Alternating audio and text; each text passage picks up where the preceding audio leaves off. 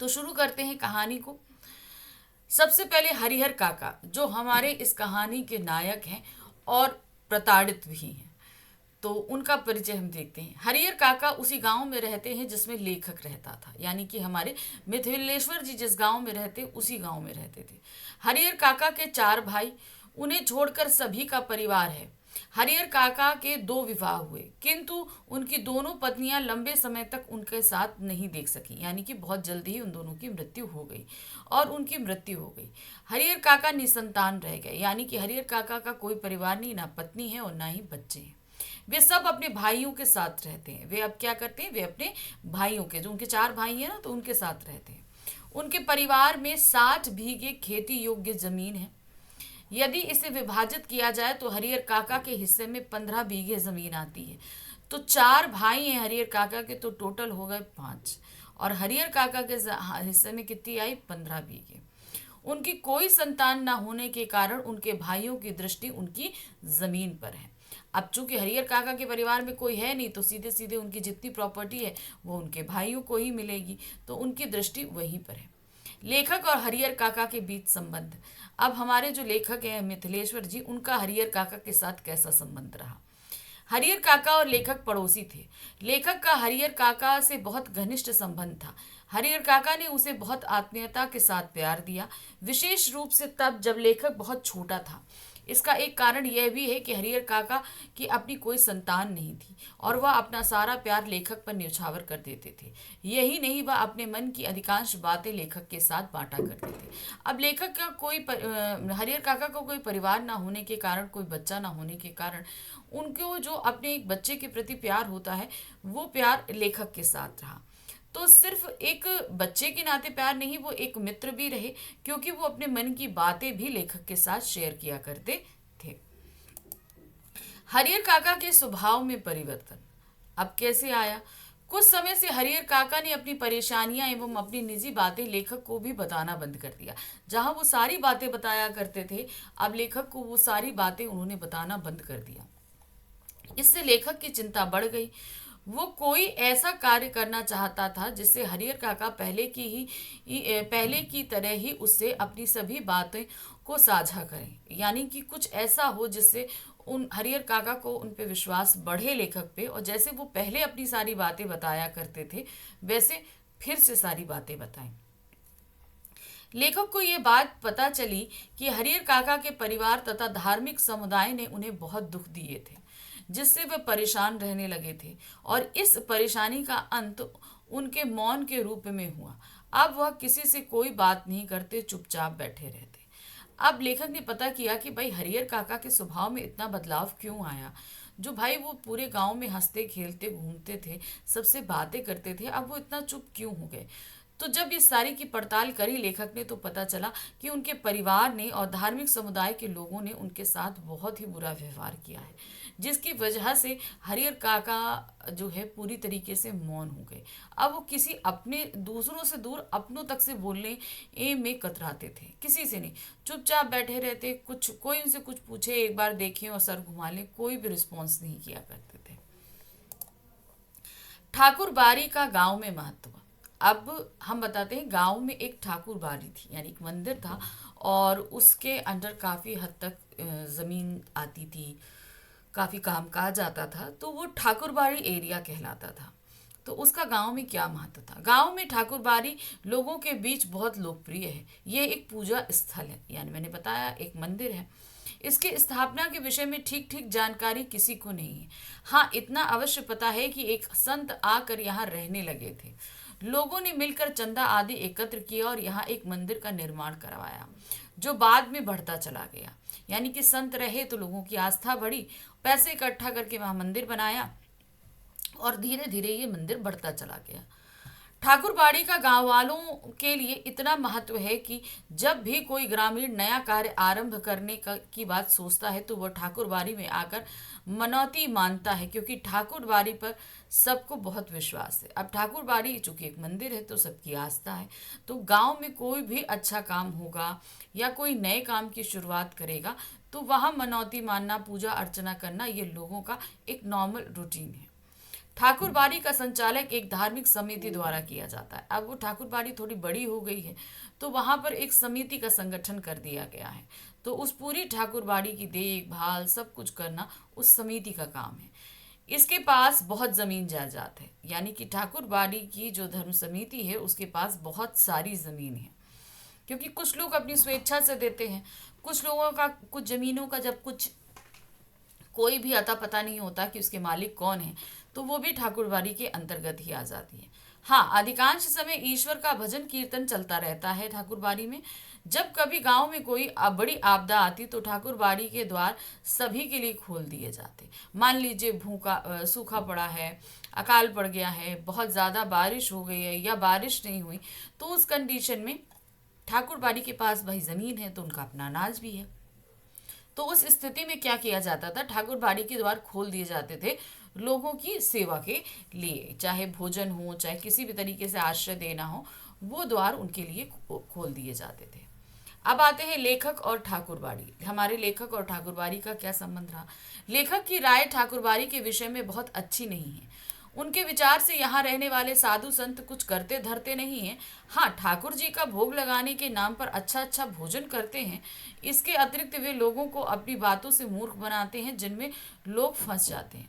तो कहने का एक तरीके से तात्पर्य है, हमारे लेखक जो हैं वो ठाकुरबाड़ी पे बिल्कुल भी विश्वास नहीं करते, क्योंकि जो लोग यहाँ पर हैं वो सिर्फ निठल्ले हैं, बैठकर अच्छा अच्छा खाना है और किसी भी तरह का कार्य वो नहीं करते हैं। और दूसरा, लोगों को फंसाने का काम भी इन महंतों द्वारा किया जाता है। अब आते हैं मुसीबतों का आरंभ। किसके ऊपर? हरिहर काका के ऊपर। शुरू शुरू में तो हरिहर काका का जीवन शांतिपूर्वक चलता रहा। कुछ सालों के पश्चात उनके परिवार के सदस्य उनसे दूरी बनाने लगे, यानी कि उनके भाई के। उनके मान सम्मान में भी कमी आने लगी। पहले तो बहुत सेवा भाव होता था, फिर धीरे धीरे कमी आ गई। घर में बचा हुआ भोजन उन्हें खाने को दिया जाता था।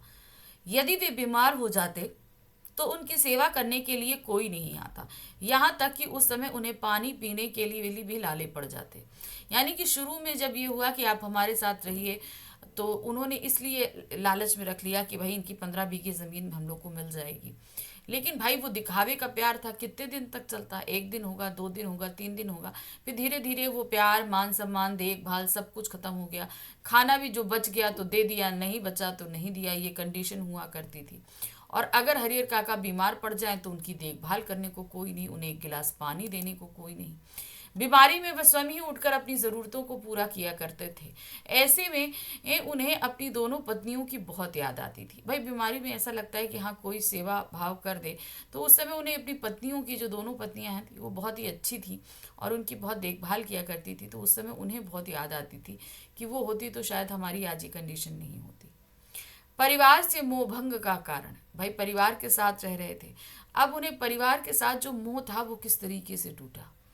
अचानक उनके जीवन में एक ऐसी घटना घटी जिसने परिवार के प्रति मोह को समाप्त कर दिया। एक बार उनके भतीजे का एक मित्र शहर से गांव में आया। उनकी खूब खातिर की गई, उनके लिए स्वादिष्ट भोजन बनाया गया, किंतु हरिहर काका को सूखा भोजन ही दिया गया। हरिहर काका इस घटना से इतने दुखी हुए कि इन्होंने भोजन की थाली को पटक दिया और घर छोड़कर निकल गए। अब उन्हें परिवार से कोई मोह नहीं था। भाई घर में अगर इतना स्वादिष्ट खाना बना है और घर के जो बुजुर्ग हैं उनको आप रूखा सूखा दोगे तो उनको गुस्सा तो आएगा। उनको भाई ऐसे रूखा सूखा दिया जाता तो उन्होंने सोचा कि चलो भाई ऐसे ही खाना बनता है। लेकिन जिस दिन उन्होंने देखा कि इतना पकवान बना है तो उनके भी मन में आ गए कि आज भाई हमें बहुत अच्छे अच्छे पकवान खाने को मिलेंगे। लेकिन फिर हुआ क्या, उन्हें मिला वही रूखा सूखा खाना। तो उन्हें इतना बुरा लगा कि उनको जो खाना मिला था वो थाली पटक के और घर से निकल गए। और उस दिन से उनके अंदर जो परिवार को लेकर मोह था, जो उनके भाइयों का परिवार था, वो पूरी तरीके से टूट गया। वो पूरा प्यार उनके परिवार के लिए खत्म हो गया। हरिहर काका और ठाकुरबाड़ी का संबंध।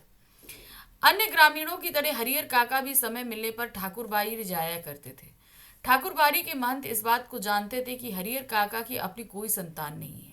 जब महंत को हरिहर काका के गुस्से के विषय में पता चला, गुस्से मतलब जो परिवार में उनके साथ हुआ, ये जाकर हरिहर काका ने जब वहाँ बताया या किसी के जरिए पता चला, तो हरिहर काका को ठाकुरबाड़ी में ले गए कि परिवार ने इस भाई, वो वहाँ से थाली पटक कर चले आए, बाहर घर छोड़कर चले आए। तो जब ये पता चला कि परिवार ने ऐसा किया है तो उन्होंने उनको ठाकुर बाड़ी ले आए कि आप यहाँ पर रहिए। महंत ने उन्हें समझाया कि उन्हें मोह माया के फेर में ना पड़कर अपने हिस्से की जमीन ठाकुर बाड़ी के नाम लिख देनी चाहिए। यानी कि उन्हें जो है अब परिवार मोह माया सब कुछ छोड़ देना है। तो यानी कि अब आपको जमीन जायदाद भी छोड़ देनी है। तो जो आपके पास जमीन है इसे अब आप उसका मोह छोड़ दीजिए और ये सारी जमीन ठाकुर बाड़ी के नाम कर दीजिए। इससे उन्हें परलोक की प्राप्ति होगी। यानी कि अगर वो ईश्वर के लिए जमीन छोड़ेंगे तो उन्हें स्वर्ग की प्राप्ति होगी और यह भौतिक जगत भी सही रहेगा। यानी कि इस समय जो अब जितना उनका समय इस लोक में बचा है वो भी अच्छे से बीतेगा। इस बीच हरिहर काका की खूब खातिरदारी की जाती थी। ठाकुर बाड़ी में भी उनकी खूब खातिरदारी होने लगी। कारण ये कि उनके पास 15 बीघे जमीन है जो ठाकुर बाड़ी हड़पना चाहती थी, इसलिए भाई ठाकुर बाड़ी भी उनकी खातिरदारी कर रही थी। उन्हें तरह तरह के स्वादिष्ट व्यंजन परोसे गए, उनका पूरा मान सम्मान किया गया। महंत ने उन्हें समझाया कि यदि वे अपनी जायदाद को ठाकुर बाड़ी के नाम करेंगे तो इससे लोगों के बीच उनका मान सम्मान भी बढ़ जाएगा। तो फिर ये भी एक लालच दिया गया कि भाई इस समय अगर आप करोगे तो सभी लोगों को पता चलेगा कि इन्होंने अपनी ज़मीन दान दे दी है, तो पूरा गांव में आपकी वाहवाही होने लगेगी, मान सम्मान प्रतिष्ठा आपकी बढ़ जाएगी। अब आते हैं हरिहर काका की घर वापसी। भाई अब तो वो ठाकुर बाड़ी में रहने लगे थे ना, तो अब उनको घर कैसे वापस लाया गया, क्योंकि जो भाई थे वो भी उनकी प्रॉपर्टी चाहते थे। तो जाहिर सी बात है कि उनको वापस तो लाना ही था। तो कैसे वो वापस आए। हरिहर काका जब घर छोड़कर गए तो उनके भाइयों को इस बात का पता नहीं चला कि वो चले गए हैं। जब वे लोग खलियान से लौटे तो उन्हें सारी बातें पता चली। उन्हें यह भी पता चला कि ठाकुर बाड़ी ने हरिहर काका को प्रलोभन दिए गए हैं। यानी कि उन्हें वहाँ लालच दिए गए हैं कि आपको अच्छा खाने को मिलेगा, स्वर्ग मिलेगा, मान सम्मान बढ़ेगा। उन्हें लगा कि यदि हरिहर काका ठाकुर बाड़ी के महंतों की बात में आ गए तो उनके हाथों से अपने भाई की जायदाद चली जाएगी। तो उनके भाई जब खलियान से वापस आए सारी बात का उन्हें पता चला और उन्होंने सोचा कि अगर ठाकुर बाड़ी के हाथ वो मान गए बात वो, तो जितनी भी हरिहर काका की प्रॉपर्टी है वो तो ठाकुर बाड़ी के पास चली जाएगी और उनके हाथ से वो 15 बीघे जमीन निकल जाएगी। भाइयों ने अपनी अपनी पत्नियों को इस बात के लिए बहुत बुरा भरा कहा कि उनके कारण उनके बड़े भाई घर छोड़कर चले गए। इसके बाद वे लोग ठाकुर बाड़ी गए और अपने भाई से घर वापस चलने की विनती की। बड़ी मुश्किल से हरिहर काका घर जाने को राजी हुए। मतलब बहुत मुश्किल से उनको चारों भाइयों ने मनाया और मनाकर वापस लाए। घर पहुंचते ही घर के सभी सदस्यों ने अपने व्यवहार के लिए उनसे क्षमा मांगी। सबने जो है उनसे सॉरी कहा कि हाँ हमने आपसे गलत व्यवहार किया और खूब सेवा की, जिससे हरिहर काका घर ना छोड़े। तो फिर से उन्हें उतना मान सम्मान प्यार सब कुछ मिला ताकि हरिहर काका किसी तरीके से घर छोड़कर ना जाए। इतनी खातिरदारी देखकर हरिहर काका को भी लगा कि अपने तो आखिर अपने ही होते हैं। उनका दिल घर के सदस्यों के लिए पसीज गया।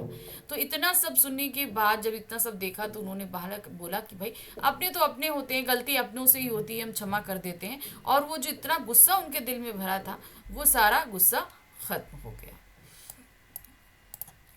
गांव में तरह तरह की चर्चाओं को बल मिला। अब क्या हुआ, हरिहर काका द्वारा घर छोड़कर एक रात के लिए ठाकुर बाड़ी में रहने और उनके भाइयों द्वारा अनुनय विनय करने पर वापस घर आने की बातें गांव में फैल गईं कि हाँ किस तरीके से हरिहर काका घर छोड़कर गए, एक रात वो ठाकुर बाड़ी में रहे और फिर से घर वापस लाए गए।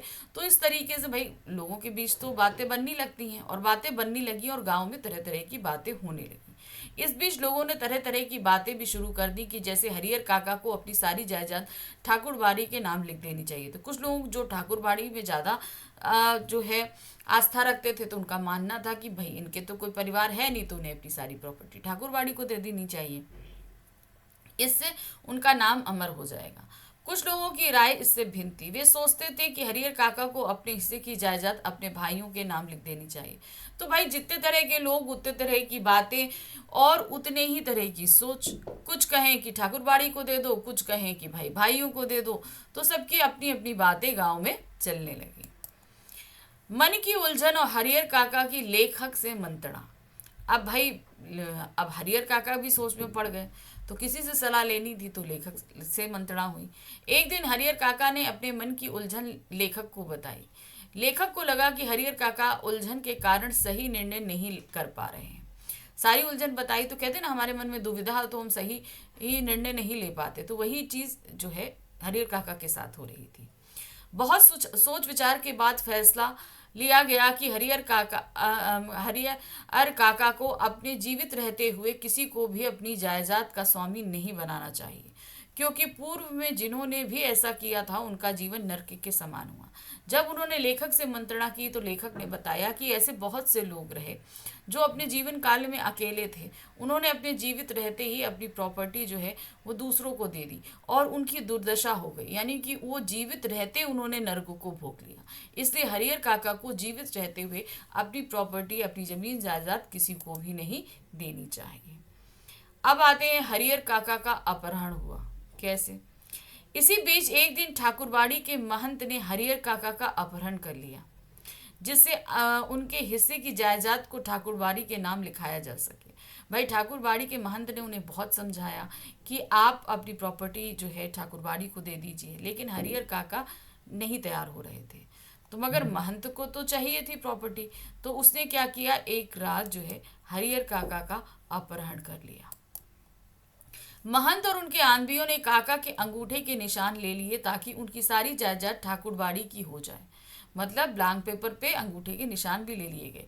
हरिहर काका अब तक महंत को उनका बहुत सम्मान करते थे, किंतु उनकी इस हरकत को देखकर हरिहर काका को महंत से घृणा हो गई कि मतलब आपने प्रॉपर्टी के लिए एक व्यक्ति के साथ इतना बुरा व्यवहार किया।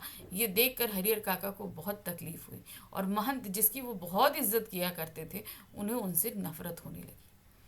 इसी बीच हरिहर काका के भाइयों ने पुलिस का प्रबंध किया कि भाई जैसे ही उन्हें पता चला कि अपहरण हो गया है तो भाइयों ने भी पुलिस को बुला लिया और महंत की कैद से अपने भाई को छुड़वा लिया। अब हरिहर काका के सोचने का दृष्टिकोण पूरी तरह से बदल चुका था। ठीक है, अभी तक वो सभी को अच्छा अच्छा देख रहे थे, लेकिन अब ये जो घटना घटी उससे ये हो गया कि कुछ तो है, मतलब अपने देखने का तरीका उन्होंने बदला। उन्हें लगने लगा कि ना तो ठाकुरबाड़ी के महंत और ना ही उनके सगे भाई कोई भी उनका सम्मान नहीं करता है। मतलब अभी तक वो मान रहे थे कि भाई ठाकुरबाड़ी के लोग जो हैं वो धार्मिक हैं, सम्मान करते हैं, भाई अपने हैं, सम्मान करते हैं, लेकिन अब उनकी सोच बदलने लगी थी। वे तो केवल उनसे उनकी जायदाद हड़पना चाहते हैं। तो मतलब उनका जो ये अच्छा अच्छा व्यवहार सामने चल रहा है ये सिर्फ जायदाद हड़पने के लिए है। अब उन्होंने दृढ़ निश्चय कर लिया कि वे अपनी जमीन किसी के भी नाम नहीं करेंगे।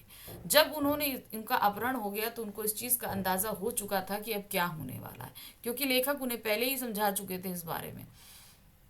तो इसलिए उन्होंने अब निश्चय किया कि वो अपनी जायदाद किसी को भी नहीं देंगे। जमीन जायदाद और अपनों का व्यवहार क्या हुआ, हरिहर काका के भाइयों को भी हरिहर काका के बदले हुए व्यवहार का अनुमान हो गया था, यानी कि उनकी सोच बदल चुकी थी तो व्यवहार भी बदला था और ये बात भाई जान चुके थे। वे समझ चुके थे कि अब हरिहर काका अपनी जायदाद उनके नाम नहीं लिखेंगे। एक दिन उनके भाइयों ने भी वही तरीका अपनाया जो ठाकुरबाड़ी के महंत ने उनकी जायदाद अपने नाम करने के लिए अपनाया था, यानी कि जोर जबरदस्ती और मारपीट का। भाइयों ने हरिहर काका के साथ मारपीट की और जमीन को अपने नाम लिखवाने की कोशिश की। काका जोर से चीखते तो लोगों ने उनकी चीख सुनकर उन्हें आज़ाद कराया। भाई ये लोगों ने भी खूब अच्छे से पकड़ कर मारा पीटा कि भाई नाम कर दो कर दो कर दो। तो उन्होंने जोर से चिल्लाना शुरू किया तो आसपास के गांव के लोग आ गए और उन्होंने उनको छुड़ा लिया। अब हरिहर काका का अपने भाइयों से भी पूरा मोह भंग हो चुका था, यानी कि जो धर्माधिकारी थे, यानी कि वो महंत, उनसे तो हुआ था, लेकिन भाइयों की इन हरकतों की वजह से हरिहर काका जो है वो भाइयों से भी पूरी तरीके से घृणा करने लगे थे। उन्हें पुलिस सुरक्षा दे दी गई क्योंकि भाई सभी उनकी जान के पीछे पड़े थे ज़मीन के चक्कर में, तो उन्होंने पुलिस प्रोटेक्शन मांगी, तो उन्हें पुलिस प्रोटेक्शन दे दी गई और वे अपने परिवार से अलग होकर रहने लगे। अब भाई पैसा तो था ही उनके पास में, ज़मीन जायदाद है, खेती बाड़ी हो रही, तो पैसा तो था ही, वो अलग रहने लगे। अब पूरे गांव में हरिहर काका की ही चर्चा होती। इतना भरा पूरा परिवार होकर भी जो व्यक्ति अकेले रहे तो चर्चा तो उसके बारे में होगी, तो पूरा गांव उनके बारे में बात करता। कोई इनकी जमीन को उनके भाइयों को देने संबंधी विचार प्रकट करता तो कोई उस जमीन को ठाकुरबाड़ी को दान में दे देने पर जोर देता। इस प्रकार पूरे गांव में केवल यही चर्चा चलती रहती थी, यानी कि मेन टॉपिक रहते हरिहर काका और उनकी प्रॉपर्टी, कि हरिहर काका को अपनी प्रॉपर्टी किसके नाम करनी चाहिए। विभिन्न घटनाओं का हरिहर काका का प्रभाव। अब हरिहर काका ने इतनी उम्र में आकर इतनी सारी चीजें झेल ली थी कि उसका प्रभाव उन पर पड़ना लाजमी था और उनका प्रभाव कैसे पड़ा। अब तक हरिहर काका सब कुछ समझ चुके थे। इन घटनाओं का उन पर इतना गहरा नकारात्मक प्रभाव पड़ा, यानी कि निगेटिव इफेक्ट पड़ा, कि वे मौन रहने लगे। मतलब किसी से बात ही नहीं करते थे। उनका दिल दिमाग सब कुछ टूट चुका था। वे किसी से कुछ भी नहीं कहते, केवल खुली आंखों से आकाश को निहारते रहते। अब उन्होंने एक नौकर रख लिया था जो उनका ख्याल रखता था। पुलिस के जवान भी हरिहर काका के खर्च पर मौज उड़ा रहे थे। तो देखिए किस तरीके से अपनों ने जो उनके साथ दगा किया, उससे उन्हें बहुत ही ज़्यादा तकलीफ मिली। और नतीजा ये हुआ कि एक नौकर और एक सिपाही जो है वो उनके पैसों पर उनके मौज उड़ा रहा था। अगर थोड़ा सा कहते हैं ना धैर्य के साथ किया जाता तो वो सारी प्रॉपर्टी उनके भाइयों को मिल सकती थी। लेकिन वो धीरज उनके अंदर नहीं था, तो वो धीरज उनको रखना चाहिए था। तो इस तरीके से ये जो समस्या दिखाई गई है सिर्फ इस गांव की नहीं थी। आजकल आप हर जगह देखेंगे, बहुत मतलब लोग अपने बुजुर्गों को अपने साथ नहीं रखना चाहते। ये इस जो हम कह रहे हैं ना, हम जिस युग में प्रवेश कर रहे हैं, इस युग की सबसे बड़ी विडंबना है कि जब हम छोटे होते हैं तो हमारी देखभाल हमारे बुजुर्गों द्वारा तो कर ली जाती है, लेकिन जब वो बुजुर्ग हो जाते हैं तो हम उनकी देखभाल करने को तैयार नहीं होते। तो ये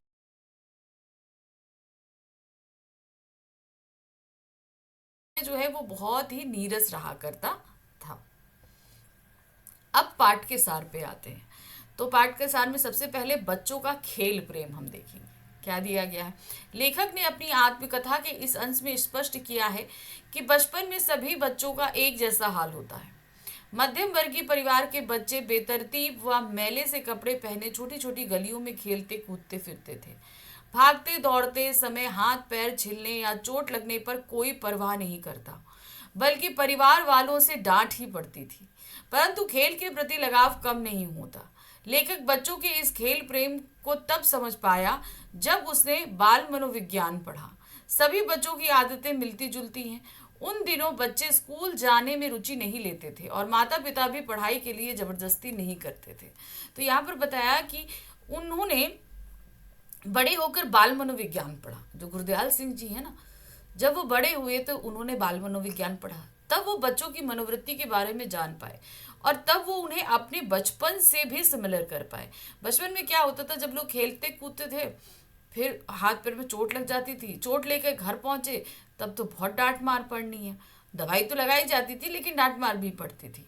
फिर उसके बाद क्या होता था, थोड़ी देर बाद फिर उसी गेम में लग जाते थे। तो ये उस समय उनको लगता था कि ये हमारे द्वारा ही किया जाता है। लेकिन जब इन्होंने बाल मनोविज्ञान पढ़ा तो उन्होंने देखा कि सभी बच्चे लगभग ऐसे ही होते हैं, क्योंकि उस समय पढ़ाई में ज़्यादा तवज्जो नहीं दिया जाता था। घर वाले भी प्रेशर नहीं देते। आज जैसे आजकल तो बहुत है भाई पढ़ना ज़रूरी है, लेकिन पहले ऐसे नहीं होता था।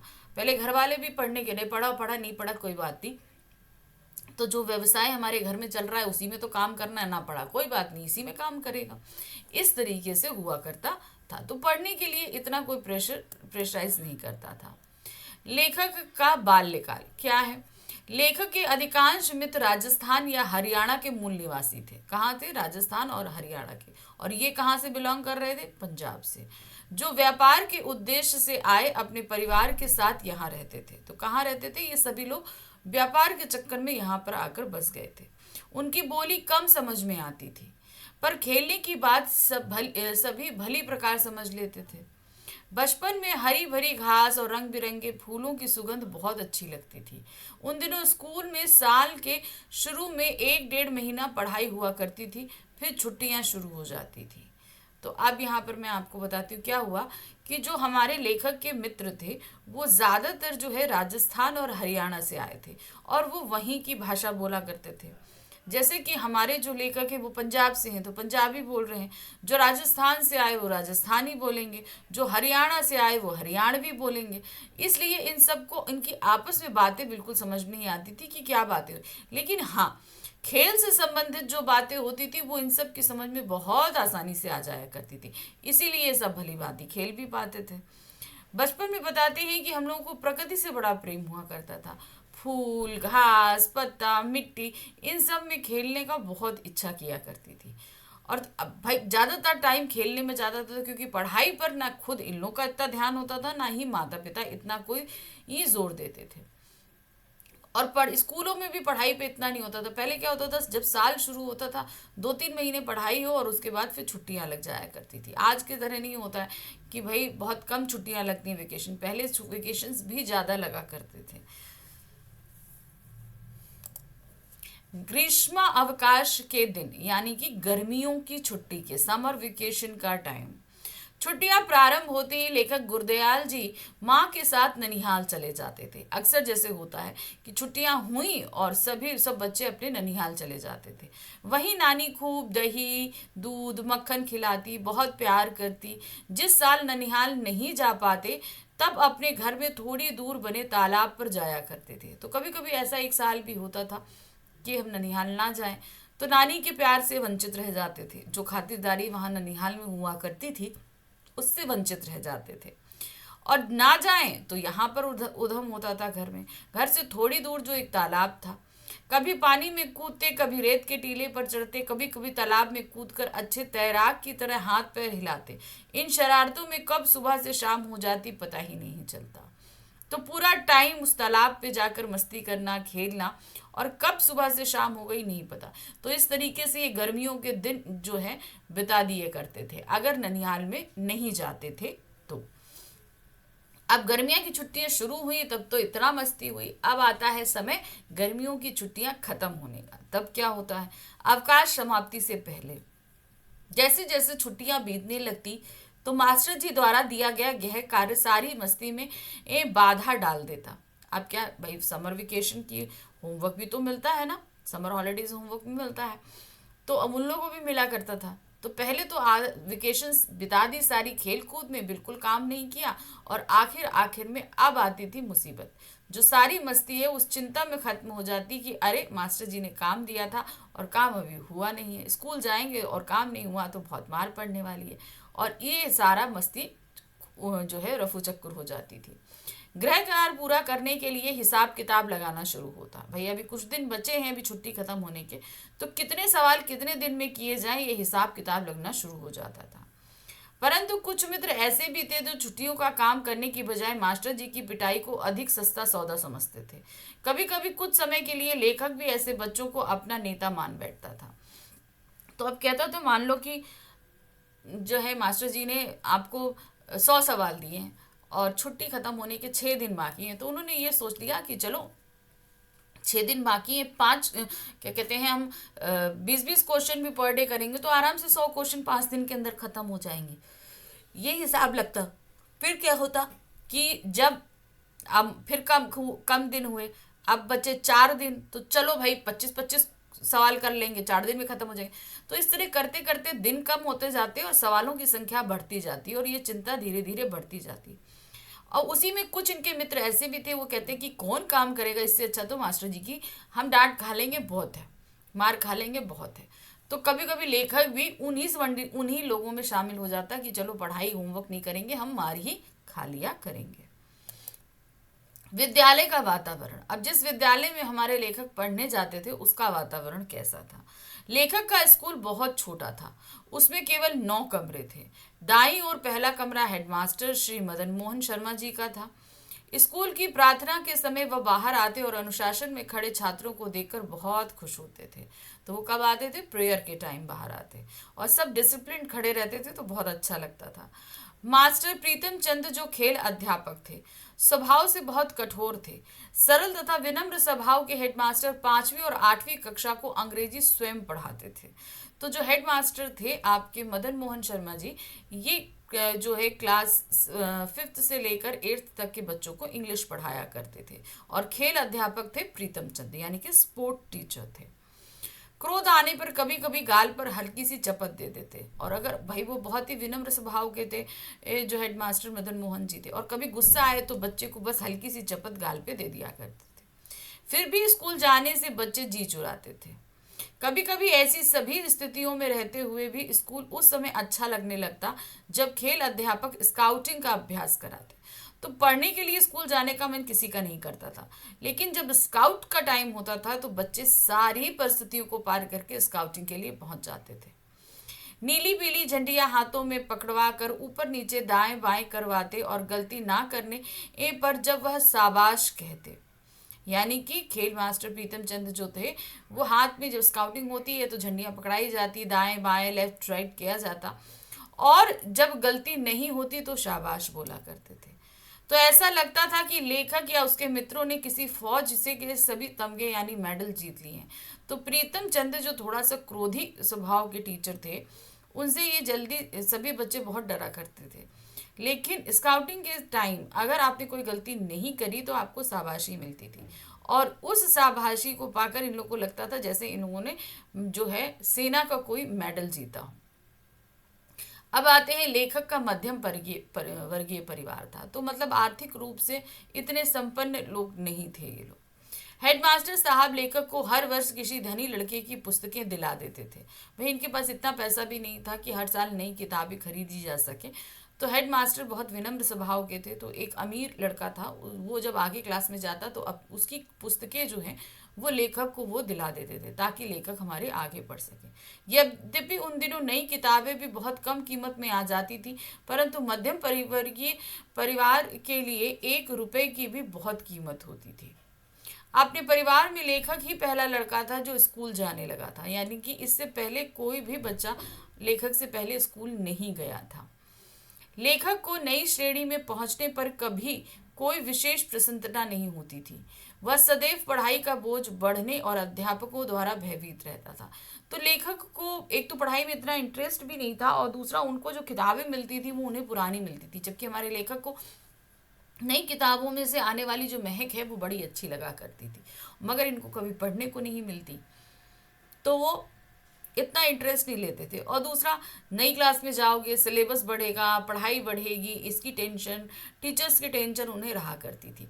तो एक मध्यम वर्गीय परिवार से होने के कारण आर्थिक रूप से इतने संपन्न नहीं थे, तो घर में इतना ज़्यादा इन लोग को फैसिलिटीज़ नहीं थी, और ना ही इतनी जो है पढ़ने के लिए लोग वो रहते थे कि नहीं आपको पढ़ना है, इतना पैसा खर्च हो रहा है, कुछ ऐसा नहीं। क्योंकि इन लोगों को पढ़ाई उनसे पहले परिवार में किसी ने करी नहीं थी, ये पहले बच्चे थे। तो ये उनके परिवार का पूरा माहौल था पढ़ाई को लेकर। दूसरे विश्व युद्ध के समय, वह समय दूसरे विश्व युद्ध का था। नाभा रियासत के राजा जो अंग्रेजों ने वर्ष 1923 में गिरफ्तार कर लिया था, जिनका कोडाईइन कनाल यानी तमिलनाडु में देहांत हो गया। उनका बेटा विलायत में पढ़ रहा था। उन दिनों अंग्रेज फौज में भर्ती करने के लिए नौटंकी वालों को साथ लेकर गांवों में आया करते थे। वे नौटंकी में फौजियों का सुखी जीवन दिखाकर लोगों को फौज में भर्ती होने के लिए आकर्षित करते थे। स्काउटिंग भी वर्दी पहनकर परेड करते समय लेखक को फौजी होने का अनुभव होता था। अब भाई लेखक का क्या था, लेखक के लिए वर्दी यानी कि ड्रेस, जो खाकी ड्रेस होती है ना, स्काउटिंग कैसी होती है, कुछ कुछ सिमिलर होती है ना फौजियों की तरह, तो वो इनको बहुत प्राउड दिलाती थी। तो ये इनको प्राउड क्यों दिलाती थी, क्योंकि इन्होंने नौटंकी में फौजी जीवन की लाइफस्टाइल देखी थी कि बहुत अच्छी होती है, इनका जीवन बहुत अच्छा होता है। तो उस नौटंकी को लेकर आते थे। नाभा रियासत के जो राजा थे, जिन्हें वर्ष 1923 में गिरफ्तार कर लिया गया और उसके बाद कोडई कनाल में इनका देहांत हो गया था, उनके बेटे जो फॉरेन में पढ़ रहे थे वो नौटंकी लेकर गांव में आया करते थे। उसी नौटंकी में जो है वो फौजियों का जीवन दिखाया करते थे, किस तरीके से ये लोग जीवन जीते हैं। तो जब हमारे लेखक वो स्काउट की ड्रेस पहनते थे तो वो एक फौजी होने के नाते ही इतना प्राउड फील किया करते थे। अब आते हैं मास्टर प्रीतम चंद का व्यक्तित्व, जिससे बच्चे बहुत डरा भी करते थे। मास्टर प्रीतम चंद का ठिगना कद, गठीला शरीर, दागों भर चेहरा था। बाज सी आंखें, चमड़े से चौड़े पंजे वाले बूट सभी लोगों का ध्यान खींचते थे। उनका सजा देने का तरीका बर्बर था, यानी कि ऐसा कि बच्चे डर जाएं। वह लेखक को चौथी कक्षा में फारसी पढ़ाने लगे थे। जब हमारे लेखक 4th क्लास में आए थे तो प्रीतम चंद उन्हें फारसी पढ़ाते थे। एक बार उन्होंने कार्य ना करने पर लड़कों को मुर्गा बना दिया। एक बार क्या हुआ, प्रीतम चंद जी ने, लड़के जब काम नहीं किए तो उनको मुर्गा बना दिया गया। जब यह दृश्य हेडमास्टर साहब ने देखा तो वो बहुत क्रोधित हुए कि भाई ये किस तरीके से बच्चों को आप पनिश कर रहे हैं। उन्होंने शिक्षा विभाग के डायरेक्टर को शिकायत लिख भेजी और प्रीतम चंद को मुअत्तल कर दिया, यानी कि उन्हें कुछ समय के लिए डिसमिस कर दिया गया। एक बार लेखक ने देखा प्रीतम चंद भिगोए हुए बादामों का छिलका उतार कर पिंजरे में बंद तोतों को खिला रहे थे। तो सभी ये लोग सोचते थे कि प्रीतम चंद जो है वो बहुत ही निर्दयी किस्म के व्यक्ति हैं। लेकिन जब वो स्कूल से मुअत्तल करा दिए गए तो वो अपने क्वार्टर में रहते थे। तो क्वार्टर में ही हमारे लेखक ने देखा कि उनके पास एक जो है पिंजरे में बंद तोता था। उन तोतों को वो बादाम छील छील कर खिलाया करते थे। तो इससे उनका एक विनम्रता वाला चेहरा भी बच्चों के सामने उभर कर आया। और खिला तो खिला रहे थे, तोतों से बातें भी कर रहे थे। उनका यह व्यवहार उस स्कूल के कठोरतापूर्ण व्यवहार से सर्वथा भिन्न था। यह सब कुछ आश्चर्यजनक ही लग रहा था। तो जिस तरीके से प्रीतम चंद जी का व्यवहार उन्होंने देखा तो वो वाकई आश्चर्यचकित हो गए कि एक ही व्यक्ति स्कूल में बच्चों को इतनी बुरी पनिशमेंट देता है, और वो जो है जब जानवरों के साथ रहता है तो कितना विनम्र होकर रहता है। तो ये सारी चीजें देखकर वो बहुत ही ज्यादा आश्चर्यचकित थे कि एक ही व्यक्ति के दो पहलू वो देख रहे थे। तो यहाँ पर खत्म हुआ हमारा अध्याय।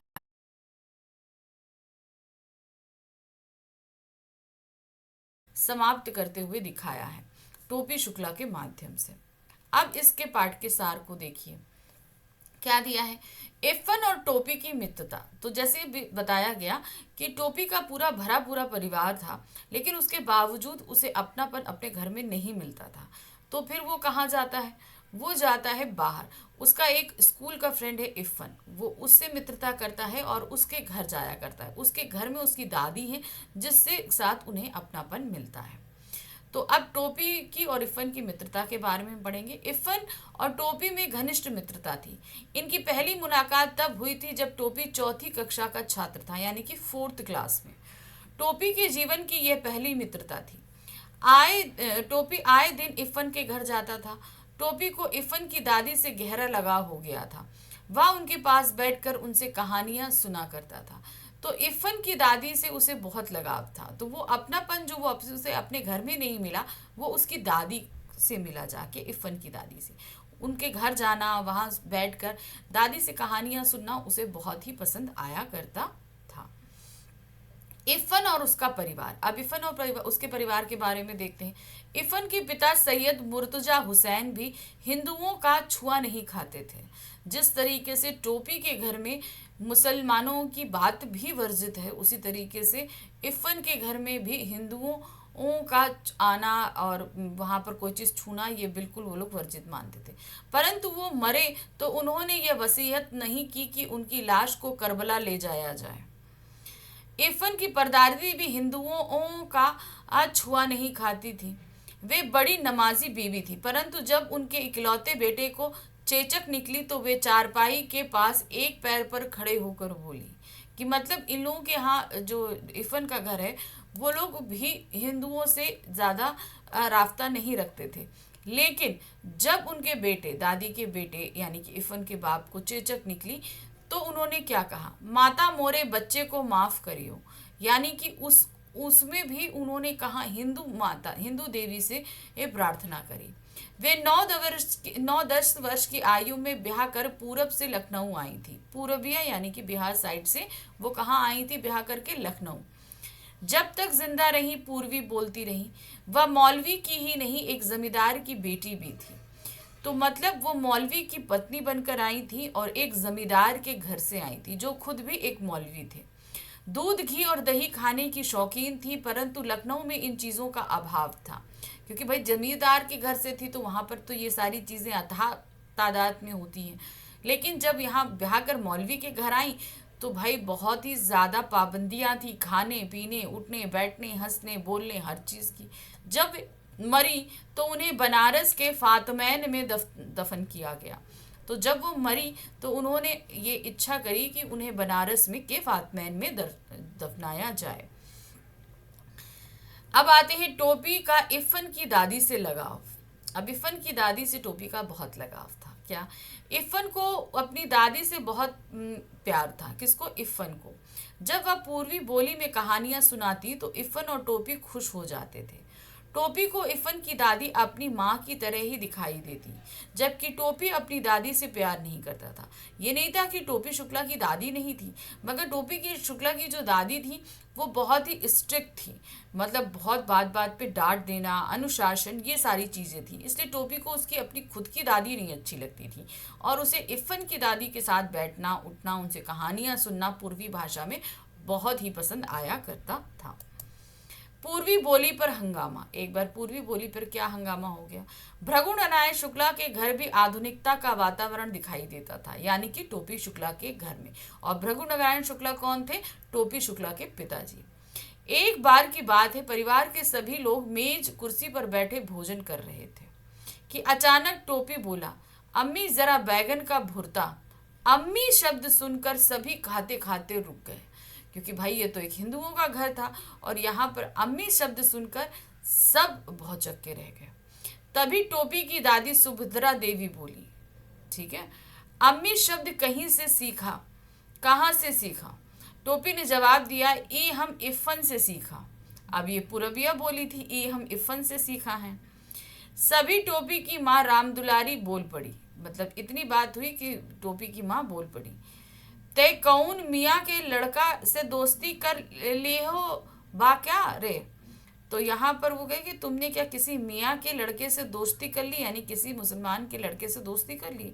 ये सुनते ही सुभद्रा देवी आग बबूला होकर कहने लगी, यानी कि दादी बोली, बहू तुमसे कितनी बार कहूँ कि मेरे सामने ये गवारों की जुबान ना बोला करो।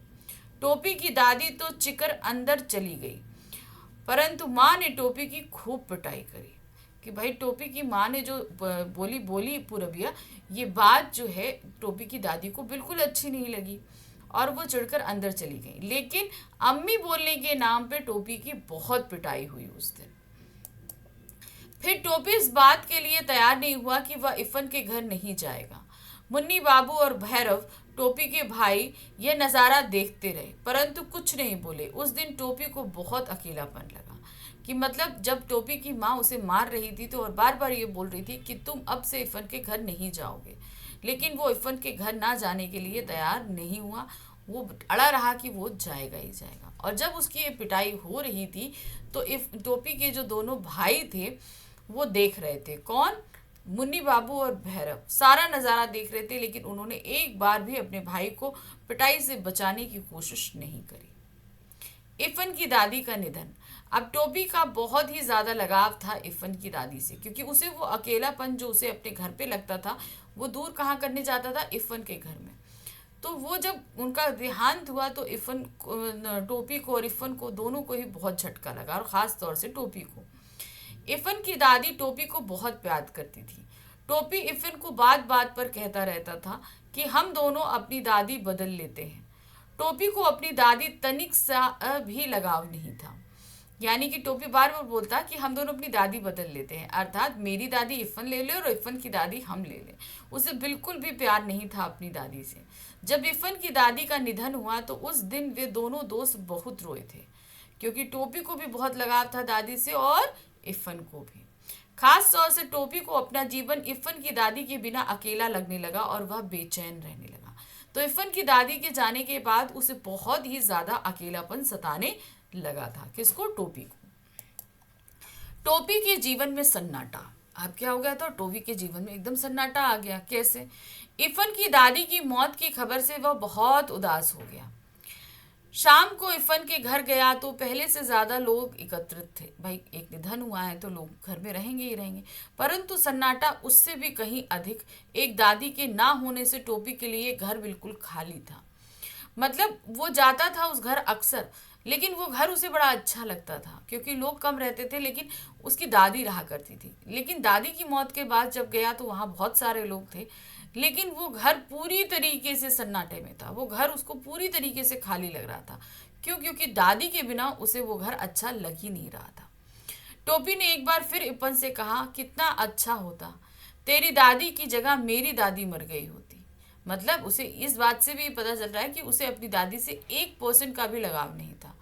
टोपी को ऐसा लगता था कि उसे उसके घर वाले प्यार नहीं करते। जिस अधूरेपन को भरने के लिए वह इफ़न की दादी का सहारा लेता था, उनके देहांत के बाद उसका जीवन सन्नाटे से भर गया।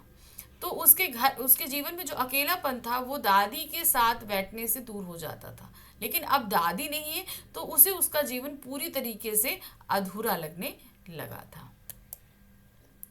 टोपी के जीवन में 10 अक्टूबर 1945 के दिन का महत्व। ये दिन उसके जीवन में दूसरे झटके का दिन लेकर आया था। पहला झटका था इफ़न की दादी का निधन, और ये दिन था उसके जीवन का दूसरा झटका।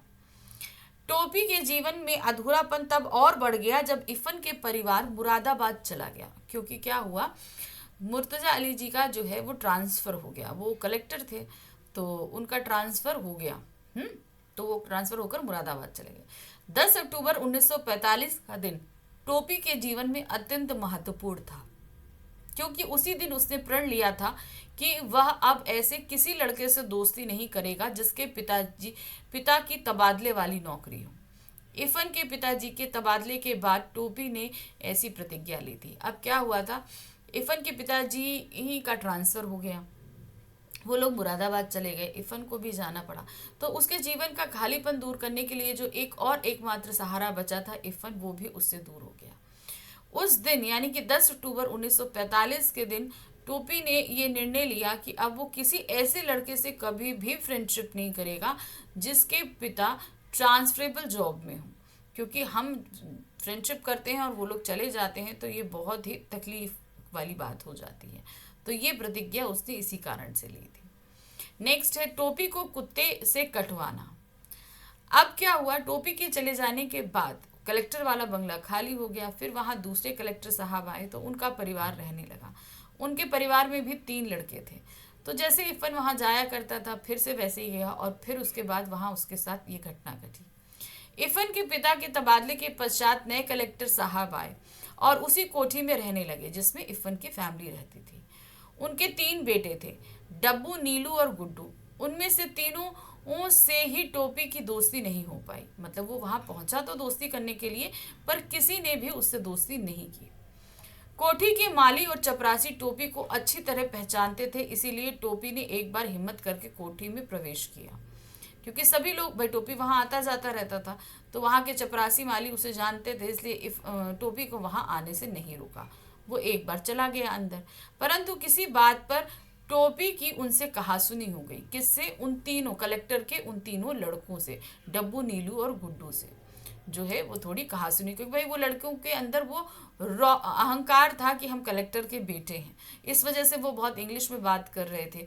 टोपी इतनी अच्छे से इंग्लिश में बात नहीं कर पाता था, तो इस बात को लेकर थोड़ा कहासुनी हो गई। उन्होंने टोपी के पीछे कुत्ता छोड़ दिया। उनके पास एक कुत्ता था, उन्होंने कुत्ता टोपी को छोड़ दिया। कुत्ते के काटने पर टोपी को अपने पेट में 7 सुइयां लगवानी पड़ी। तब से उसने कोठी की तरफ का रुख नहीं किया। तो वो इफ़न को मिस करता था, इसलिए कोठी पे जाता था। फिर उन लड़कों ने जब उसे कुत्ते से कटवा दिया और उसे इतना तकलीफ हुई, उसे इतने सारे इंजेक्शंस लगवाने पड़े, तो उसने निश्चय किया कि अब वो उस कोठी पर नहीं जाएगा, क्योंकि जिसके लिए वो जाया करता था वही लोग नहीं है। तो फिर उसने वहाँ जाना छोड़ दिया। टोपी का नौकरानी से लगाव। टोपी का पूरे घर में उसकी एक नौकरानी थी, बस उसे अपनापन उसी से मिलता था। टोपी के इस अकेलेपन को परिवार के लोग नहीं समझते थे, परंतु घर की नौकरानी सीता बखूबी महसूस करती थी कि टोपी जो है वो बहुत छोटा है और उसे अभी किसी के साथ की ज़रूरत है। टोपी अब घर हो या बाहर हमेशा उदास रहने लगा था। वह सभी से दूरी बढ़ाने लगा, परंतु उसे नौकरानी भली लगती थी। मतलब वो उसके साथ बैठती, बातें करती तो उसे सही लगती थी। वह टोपी का दुख समझती थी। टोपी उस बूढ़ी नौकरानी के आंचल की छांव में अपने सभी दुख दर्द भूलने का प्रयास करता।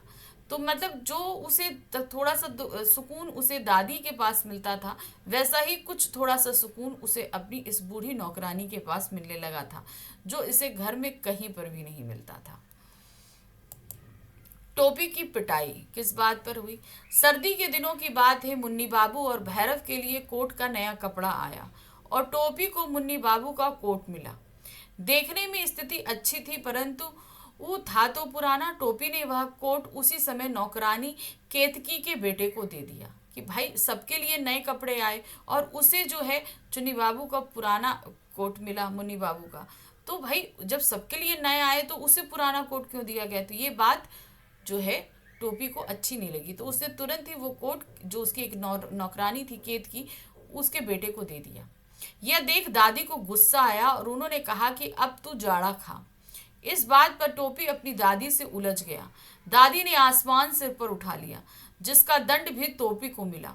माँ ने दादी से बहस करने पर उसकी खूब पिटाई की। यानी कि दादी ने उसको बोला तो वो बहस करने पर उताया, और बहस करने के कारण माँ द्वारा जो है उसकी पिटाई हुई। अब विद्यार्थी व अध्यापकों का व्यवहार और परीक्षा का परिणाम। भाई जब कह रहे ना कि उसका वो मन उदास है, सब कुछ है और उसे कहीं से सपोर्ट नहीं मिल रहा, तो इसका असर उसकी पढ़ाई पर पड़ना ही पड़ना था। तो क्या हुआ देखिए, टोपी 2 साल लगातार फेल हो गया। किसमें? 9th क्लास में। पिछली कक्षा वाले बच्चों के साथ बैठना आसान काम नहीं था। उस पर अध्यापकों की बेरुखी। ये तो क्या है, छोटे जो जूनियर्स थे वो अब आगे आ गए थे, उनके साथ बैठना पड़ रहा था, तो वो लोग भी चिढ़ाते थे फेलियर बच्चा होने के कारण। और जो मास्टर लोग थे वो भी अब जो है टोपी का मजाक उड़ाने लगे थे। तो इस तरीके से दोनों ही जगह उसे बेरुखी मिल रही थी ना, स्कूल में कोई फ्रेंड्स बन रहे थे और ऊपर से मास्टर भी सपोर्ट नहीं कर रहे थे। कक्षा में भी कोई अध्यापक उसे नोटिस नहीं करता था कि हाँ वो कक्षा में है या नहीं, इससे किसी को कोई फर्क नहीं पड़ता। अगर कभी ध्यान देते भी तो वो तब जब किसी टिप्पणी के माध्यम से उसे शर्मसार करना होता। मतलब उसे शर्मिंदा करने के लिए कि अरे देखो भाई, अगर पिछड़ना है तो टोपी को देखो, इस तरीके से बैठे रहोगे अगर तुम पढ़ोगे नहीं। तो एक तरीके से टोपी को ह्यूमिलेट करने के लिए वो लोग उसको एज अ एग्जाम्पल यूज किया करते थे। 2 साल लगातार पढ़ते पढ़ते टोपी किताबों से भी ऊबने लगा था। एक बार अब्दुल वहीद ने ऐसी तीखी बात बोल दी कि टोपी ने इस वर्ष पास होने की कसम खा ली, और हुआ भी यही। पिता के चुनाव में खड़े होने के कारण टोपी को पढ़ने के लिए पर्याप्त समय नहीं मिला, परंतु वह पास हो गया। 2 साल वो नहीं पढ़ पाया, कारण भाई देखिए 1 साल उसको इतना इमोशनली ब्रेक डाउन लगा कि दादी चली गई, इफ़न चला गया, तो वो इमोशनली बहुत अप डाउन हुआ इस वजह से। फिर दूसरे साल उसके पिताजी जो हैं उनको वो चुनाव में खड़े हुए, तो उसकी व्यस्तता के कारण नहीं पढ़ पाया। और जब भी पढ़ने बैठता तो कभी उसका छोटा भाई उसकी किताबें फाड़ देता, कभी घर में कोई काम बता दिया जाता, इस कारण से वो पढ़ नहीं पाता, एकाग्र होकर उसकी पढ़ाई में मन ही नहीं लग पाता। लेकिन तब भी जो है लोगों की कटाक्ष बातें सुनते सुनते एक बार ऐसी बात आई कि उसने ठान लिया कि अब के साल उसे पास होना ही होना है, और उसने वो पास होकर दिखाया। तो ये था टोपी का टोपी शुक्ला जो उपन्यास है उसका एक अंश कि किस तरीके से उसके जीवन में इतना उतार चढ़ाव आया। और इस कहानी के माध्यम से जहाँ लेखक ने हमने सांप्रदायिक सद्भाव दिखाई दिया टोपी और इफ़न की दोस्ती में, दादी के प्यार के कारण और टोपी के परिवार से जो बातें निकल कर आई वो ये समझ आती हैं कि परिवार में जो है वो सभी को मिलजुल कर रहना चाहिए, ताकि कोई अपना अकेलापन बांटने के लिए बाहर ना जाए, क्योंकि जब बाहर से अकेलापन टूटता है तो इंसान बहुत ही ज़्यादा टूट जाता है। तो ये थी हमारी टोपी शुक्ला पाठ जिसे हमने यहाँ